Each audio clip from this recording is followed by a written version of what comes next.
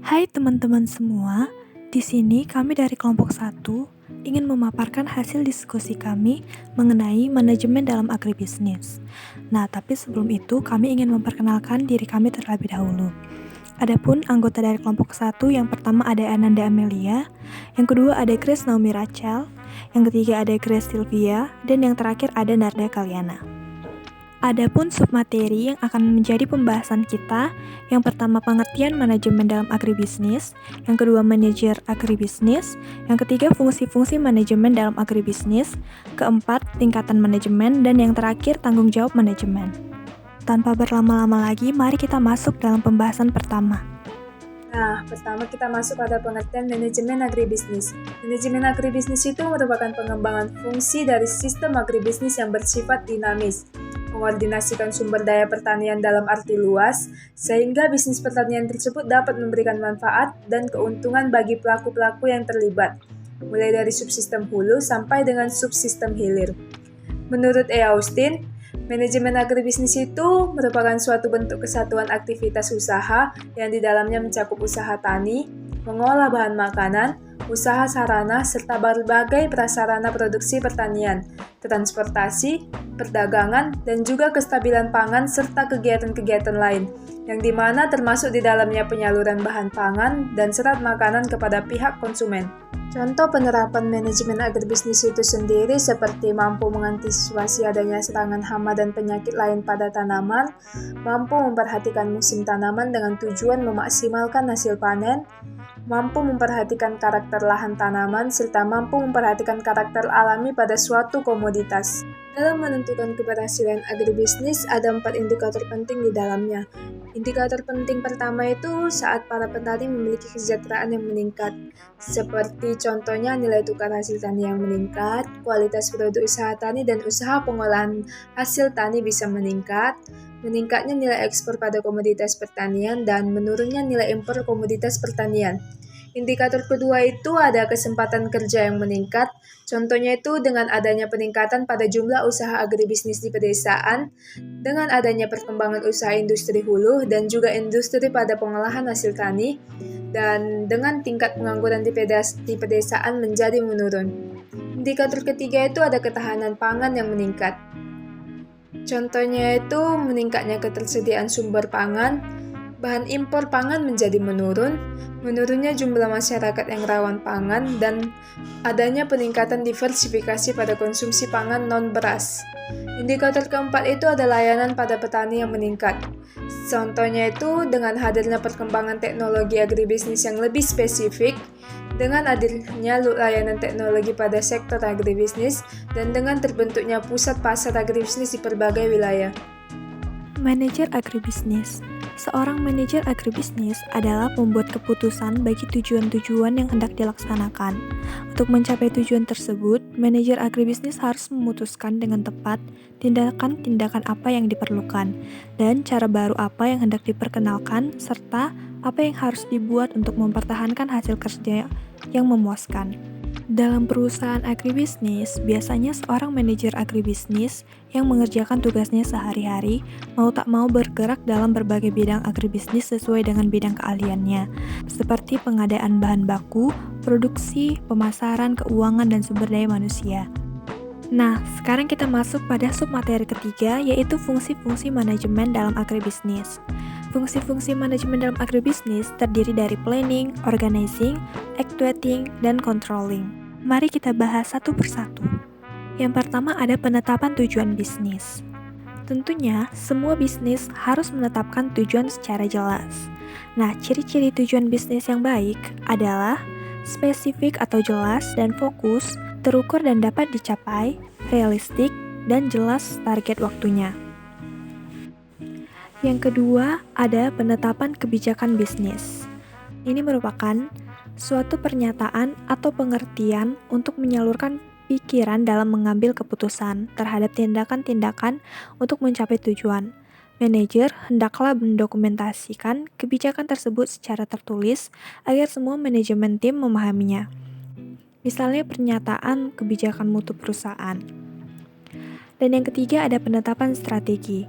Penetapan strategi merupakan tindakan penyesuaian dari rencana yang telah dibuat.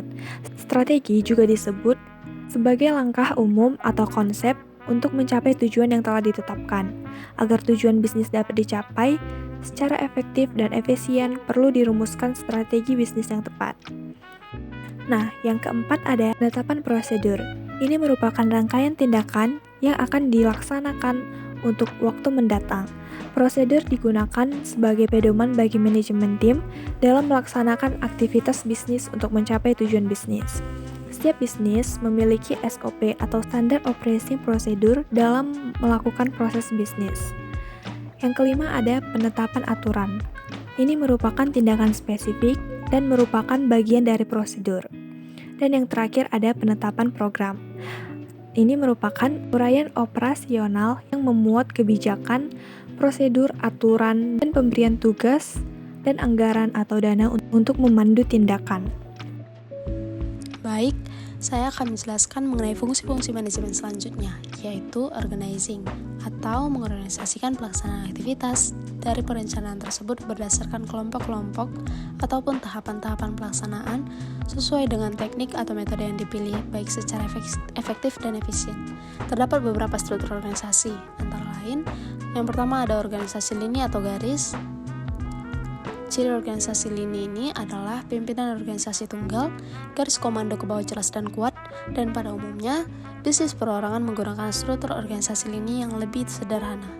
Yang kedua, ada struktur organisasi staff. Organisasi staff adalah bentuk organisasi yang hanya mempunyai hubungan dengan puncak pimpinan dan berfungsi memberi bantuan, baik berupa pemikiran maupun hal lainnya untuk kelancaran tugas pemimpin. Yang ketiga, ada organisasi lini dan staff. Maksudnya adalah kombinasi antara organisasi lini dan organisasi staff.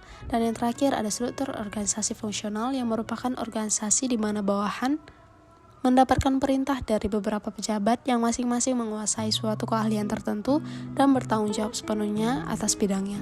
Nah, dalam organisasi bisnis fungsional ini, pimpinan mempercayakan sepenuhnya kepada para ahli dalam bidang masing-masing. Fungsi manajemen selanjutnya yaitu actuating. Actuating di sini maksudnya adalah menggerakkan atau memotivasi seluruh sumber daya yang dimiliki perusahaan di dalam proses produksi atau pelaksanaan aktivitas bisnis untuk mencapai tujuan perusahaan. Terdapat 3 kunci utama di dalam melakukan aktivitas penggerakan atau actuating ini. Yang pertama ada aspek organisasi. Beberapa hal yang harus diperhatikan dalam aspek organisasi yaitu peraturan-peraturan organisasi, fasilitas-fasilitas organisasi, dan yang terakhir ada sarana komunikasi yang memadai. Selanjutnya ada aspek kepemimpinan. Beberapa hal yang perlu diperhatikan oleh seorang manajer berkaitan dengan aspek pemimpin, yaitu yang pertama wewenang, memiliki kelebihan-kelebihan baik soft skills maupun hard skills, memiliki sifat-sifat kepemimpinan, dan memahami teknik-teknik kepemimpinan, terutama teknik untuk melakukan interpersonal relationship, teknik bagaimana berkomunikasi dengan efektif. Dan yang terakhir ada aspek pegawai atau staff. Beberapa hal yang perlu diperhatikan oleh seorang staf berkaitan dengan pengarahan oleh pemimpin. Yang pertama ada memiliki pengetahuan dan keterampilan yang memadai. Yang kedua memiliki pandangan bahwa pengabdian adalah untuk organisasi, bukan kepada pemimpin. Yang ketiga ada mau dipimpin. Dan yang terakhir mau diajak kerjasama atau mau bekerja sama dalam tim. Dan yang terakhir ada controlling. Controlling maksudnya adalah pengawasan, yang mempunyai arti bahwa tahapan fungsi manajemen ini mempunyai tugas mengawasi apa yang telah dilakukan dalam aktivitas perusahaan telah berjalan sesuai dengan tujuan atau perencanaan yang telah ditetapkan sebelumnya. Pada pengawasan harus berdasarkan prinsip-prinsip berikut, yaitu yang pertama berorientasi pada tujuan, yang kedua objektif, jujur, dan mendahulukan kepentingan bersama. Yang ketiga ada berorientasi pada kebenaran menurut aturan yang berlaku. Yang keempat menjamin efektivitas dan efisiensi hasil. Yang kelima berdasarkan standar yang objektif, tepat, dan teliti. Dan yang terakhir dilakukan secara terus-menerus dan hasilnya harus memiliki umpan balik untuk perbaikan. Dalam agribisnis terdapat 3 tingkatan manajer agribisnis. Yang pertama adalah manajemen puncak atau top management. Fungsi dari manajemen puncak ini adalah kedudukan yang paling tertinggi sehingga dia bertugas dalam mengawasi semua manajer yang ada di bawahnya. Adapun berbagai jabatan yang termasuk ke dalam top manajemen adalah yang pertama, Chief Financial Officer atau sering kita sebut dengan CFO. Yang kedua, Chief Operating Officer atau sering kita sebut dengan COO. Dan yang ketiga, Chief Executive Officer atau yang sering kita sebut dengan CEO. Dan yang terakhir, Presidir. Lalu yang kedua, manajemen menengah atau middle management. Tugas dari manajemen menengah adalah bertanggung jawab kepada top manajemen karena posisinya ditunjuk langsung oleh puncak manajemen itu sendiri. Di tingkat ini, manajemen menengah tengah diberi wewenang untuk memantau manajemen yang ada di bawahnya. Contohnya adalah jabatan yang termasuk dalam manajemen menengah adalah kepala departemen, junior eksekutif, sampai dengan manajer cabang. Lalu yang terakhir adalah manajemen lini pertama atau first line management. Manajemen ini memiliki tingkat kekuasaan yang paling rendah jika dibandingkan dengan manajemen lainnya. Tanggung jawab atau tugasnya adalah menjaga kinerja dari seluruh tim di bidang operasional. Adapun pihak-pihak yang secara umum bisa masuk ke dalam tingkatan manajemen satu ini mencakup kepala produksi, mandor produksi atau mandor pabrik, lalu kepala seksi yang bertugas untuk sebuah perusahaan besar dan punya banyak administrasi. Selanjutnya pengawas teknis untuk perusahaan otomotif, supervisor, dan lain-lain. Dengan mempunyai tanggung jawab seperti ini, membuat para manajer harus mampu memiliki keahlian tertentu seperti komunikasi dan teknikal.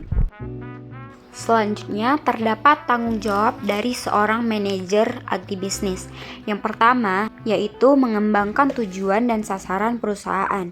Yang kedua, merancang dan mengimplementasikan rencana serta strategis bisnis untuk mencapai tujuan yang diterapkan.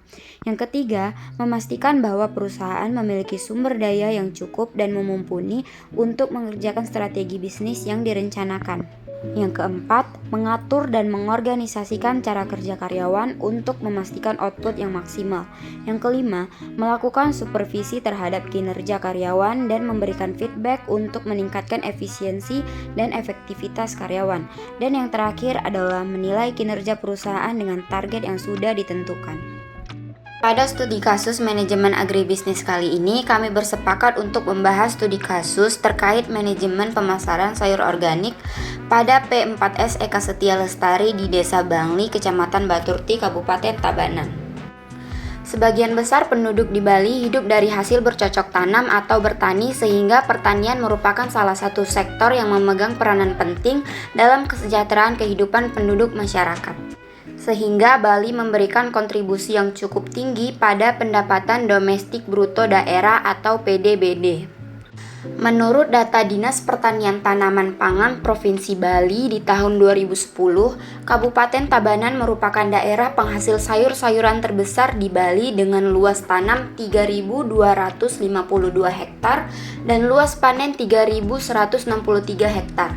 Sayuran menjadi komoditas para pedagang penyedia kebutuhan pokok yang setiap harinya dapat dibeli baik pada pasar tradisional maupun pada pasar modern. Tetapi sayuran yang tersedia di pasaran banyak dihasilkan dari lahan pertanian yang diproses dengan penggunaan pestisida atau pupuk kimia. Yang dimana kita tahu bahwa penggunaan pestisida sintetis pada tumbuhan dapat menimbulkan permasalahan kesehatan dan pencemaran lingkungan. Salah satu cara yang dilakukan pemerintah Provinsi Bali untuk mengatasi masalah pestisida tersebut dengan menciptakan program Go Green and Clean dan pembangunan pertanian ramah lingkungan. Lalu, masyarakat di Bali yang tanggap terhadap peluang bisnis ini adalah para petani di Desa Bangli, Kecamatan Baturti, Kabupaten Tabanan. Mereka merintis dan mengembangkan penanaman sayur organik dengan membentuk lembaga pemasaran P4S atau Pusat Pelatihan Pertanian dan Perdesaan Swadaya Eka Setia Lestari, yang pada awalnya adalah lembaga pemagangan di bidang pertanian dan pedesaan yang dimiliki oleh kelompok tani di Desa Bangli. Masuk pada permasalahannya, dilihat dari segi budaya, sayur organik tergolong sayuran yang sulit untuk dipelihara dikarenakan pemeliharaannya itu membutuhkan perhatian ekstra, mulai dari bibitnya yang bagus, kualitas tanah yang baik, sampai perlindungan terhadap hama dan pengganggu. Nah, hasil produksi yang rendah inilah yang merupakan masalah sehingga tidak dapat memenuhi kebutuhan pasar modern seperti supermarket dan swalayan. Lalu permasalahan lainnya adalah yang dimana terdapat faktor harga yang mahal sehingga mempengaruhi minat konsumen untuk mengkonsumsi sayur organik itu rendah. Lalu P4S bergerak membantu mengelolakan manajemen usaha agribisnis saat ini dan sudah mendapat pengakuan pemerintah berupa sertifikat dari Lembaga Sertifikasi Organik atau LISOS tahun 2011. Nah, selama 3 tahun, hasil pertanian organik yang dikelola oleh mereka mendapatkan pasar yang tetap, yaitu pada restoran di Ganiar dan pasar umum di sekitar Baturti, serta beberapa rumah tangga. Penjualan produk sayuran organik pada P4S Eka Setia Lestari dari tahun 2012 sampai tahun 2014 cenderung mengalami peningkatan yang pesat. Tetapi saat ini P4S Eka Lestari sangat membutuhkan penerapan manajemen pemasaran yang baik dalam menjalankan pemasaran sayur organik agar dapat dikelola secara efektif oleh seluruh anggota petani. Yang dimana salah satu caranya adalah dengan memutuskan bagaimana kombinasi penetapan produk, harga, promosi, dan saluran distribusi sehingga barang dan jasa yang dihasilkan sampai ke tangan konsumen dengan baik. Demikianlah hasil diskusi kami mengenai materi yang telah kami paparkan. Kami mohon maaf jika terdapat kesalahan dalam tutur kata ataupun penjelasan yang telah kami berikan. Kami juga ingin berterima kasih kepada semua teman-teman yang sudah menonton video ini dari awal hingga akhir.